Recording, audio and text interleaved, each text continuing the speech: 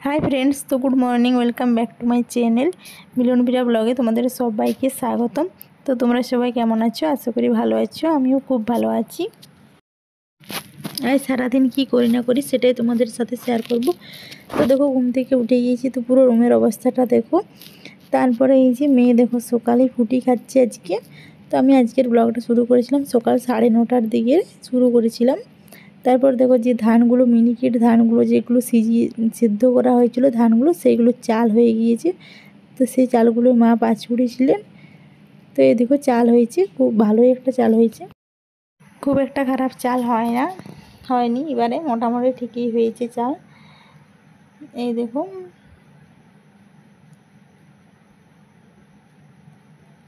তারপর কিছু বাড়ির সবজি একজন দিয়েছিল, তো বিনস ছিল, মটরশুঁটি ছিল আজকে। তো তোমাদের দাদা ভাই আমার জন্য এই ওষুধ হরলিক্স দিয়ে পাঠিয়েছে, কদিন কলা পাকা দিয়ে পাঠিয়েছিল। কিছুদিন ধরে আমার শরীরটা প্রচুর খারাপ ছিল, ওআরএস দিয়ে পাঠিয়েছে। এতটাই শরীর খারাপ ছিল যে পুরো মাথাটা ঘুরছিল কদিন ধরে আমার প্রচুর, তার জন্য এইগুলো সব ওষুধ দিয়ে পাঠিয়েছে।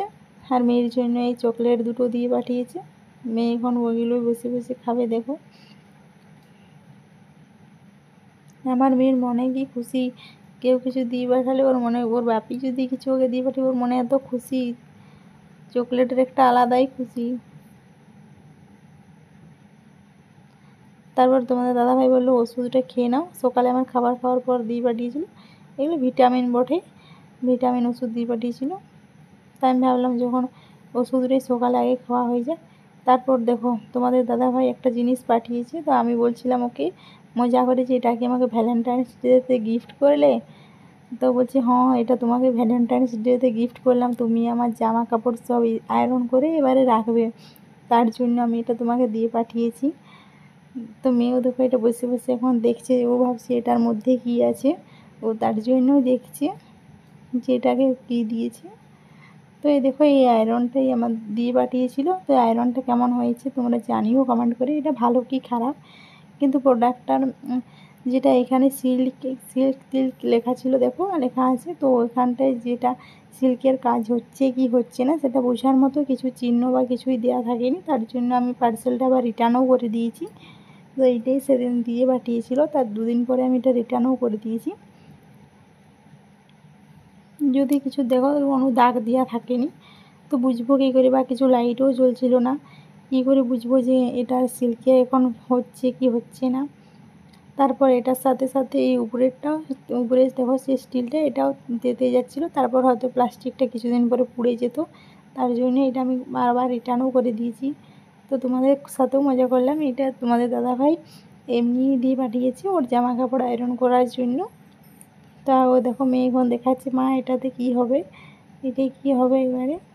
ও এটা পাওয়ার পর প্রচুর খুশি, যবকে রিটার্ন দিই তবকে শেখাচ্ছি কেন মা রিটার্ন করে দিচ্ছ, এটার কি হয়েছে যে রিটার্ন করে দিচ্ছ। তারপর আজকে ভেবেছিলাম ফ্রাইড রাইস করবো, তার জন্য দেখো প্রেসার কুকারেতে ঘি দিয়ে দিয়েছি। এইখানে বিনস, গাজর, মটরশুঁটি সব কিছু ছাড়ানো আছে, কাটাকাটি সব করা রেডি করা আমার হয়ে গিয়েছে আগেই। তারপর দেখো এখানে লং, এলাচ সব কিছু নিয়ে রেখেছি। লংগুলো আমি প্রেসার কুকারের মধ্যে ডাইরেক্টভাবেই বানাই। তো আমার প্রত্যেকটা রান্না শেখার পেছনে বাবারই হাত, মানে আমার শ্বশুরমশাইয়ের হাত আছে। আমি ওনার কাছ থেকেই সব কিছু রান্না শিখেছি মোটামুটি। এগুলো হয়তো খুব একটা ভালো করতে পারেনি, কিন্তু মোটামুটি আমি ওনার কাছ থেকেই সব রান্না শিখেছি, ওনার কাছেই দেখা সব রান্না আমার। তারপর আমি প্রেসার কুকারে ওনাকে ফোন করে আমি জিজ্ঞাসা করি যে কী করে করতে হবে আমাকে বলে দেন। তো উনি সব কিছু আমাকে বলে দেন, তারপরে আমি সব কিছু করি।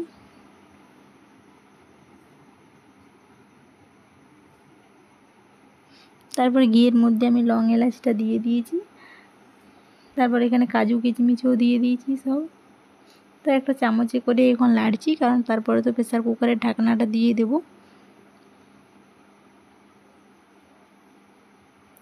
এর বিনস, গাজর, মটরশুঁটি সব কিছুই দিয়ে দিচ্ছি। হঠাৎ করে মা বললো খাবো, তার জন্য করলাম।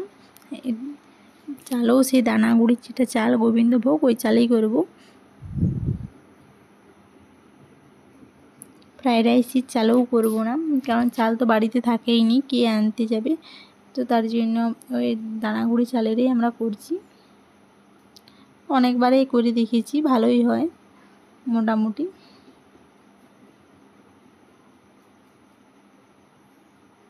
তো মা এখন নুন দিয়ে দিচ্ছে স্বাদ মতো, যে কতটা নুন লাগবে কতটা চিনি লাগবে।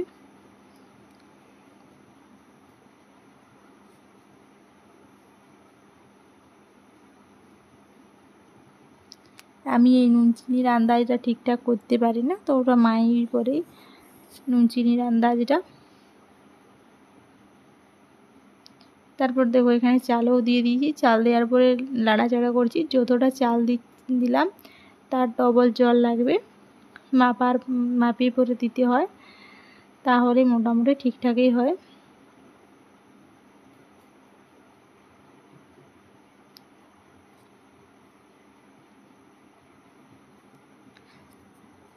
যেটা গ্যালে পরে করা হয় সেটা কিন্তু একটু ঝুরঝুরে টাইপের হয়, কিন্তু এটা অতটা ঝুরঝুরে হয় না, এটা একটু মার চিটচিটার মতন একটু হয়, হালকা হালকা। কিন্তু কম জনের পক্ষে ঠিক আছে, বেশি জনের পক্ষে অতটা ঠিক না। তারপর আমি এবারে জল দিয়ে দেব।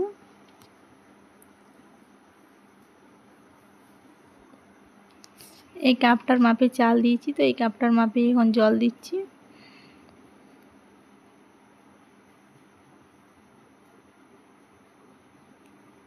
যত চাল তার ডবল জল দিতে হবে। তোমরাও বাড়িতে কোনোদিন চেষ্টা করে দেখতে পারো। দেখো জল দেওয়া হয়ে গিয়েছে, এবারে প্রেসার কুকারে ঢাকনা দিয়ে দেবো।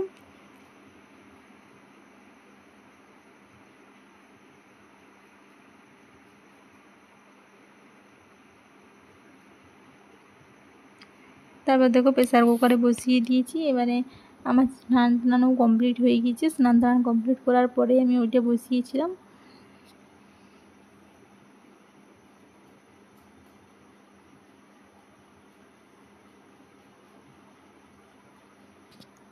মা বললো আগে স্নান টান করে এসো তারপরে করব। আমি আজকে রান্নাটা করছি, তরকারিটা। তারপর দেখো সিটি পড়ে গিয়েছে, 3টা সিটি দিয়েছিলাম। 3টা সিটির পর এখন খুলে দেখছি ঠিকঠাক হয়েছে কি হয়নি।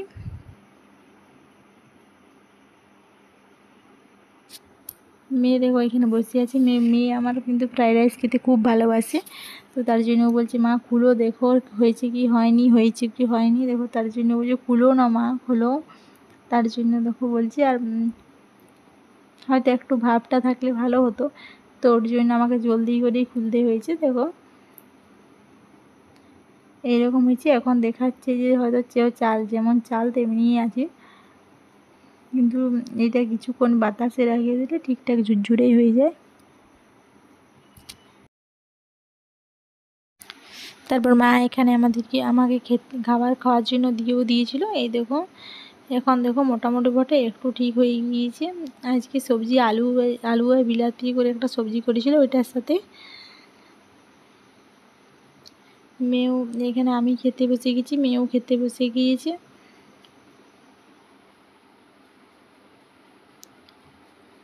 তো দেখো এরপর খাওয়া দাওয়া কমপ্লিট হয়ে গিয়েছে আমার। এবারে মেয়েকে একটু ঘুম পাড়াবো। আমার মেয়ে এখন দুপুরবেলাতে অল্পও ঘুমাতে চায় না, আর সন্ধ্যা হলেই ঘুমিয়ে যায়। এই বাদামগুলো কাজু কিশমিশ সব আমি ভিজিয়ে রেখেছিলাম দুপুরবেলা সকালে খাওয়ার জন্য, তো সকালে খাওয়া হয়নি, তো বিকালে খেলাম। তারপর চা বানালাম বিকালে।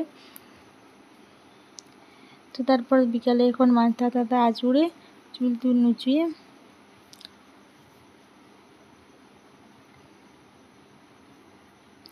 তারপর তোমাদের দাদাভাইয়ের দেওয়া হরলিক্সটা ভাবলাম বানাই, তো সেটাই এখন বানালাম।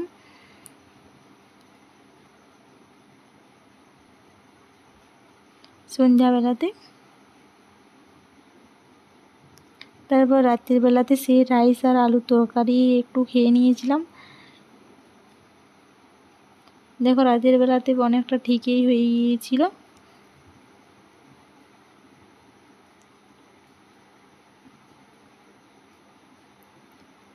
তো আজকের ব্লগটা আমি এইখানে শেষ করছি। তো ব্লগটা তোমাদের কেমন লাগলো জানিও। যদি ভালো লেগে থাকে তাহলে লাইক কমেন্ট শেয়ার এবং সাবস্ক্রাইব করে দিও। তো মেয়ের হাসিটা দেখো কি সুন্দর।